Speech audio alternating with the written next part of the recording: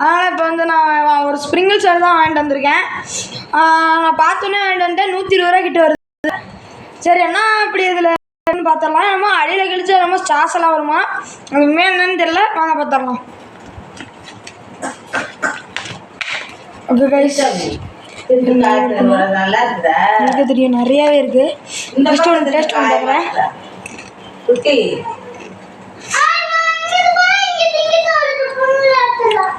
Guys சூப்பராக இருக்குது.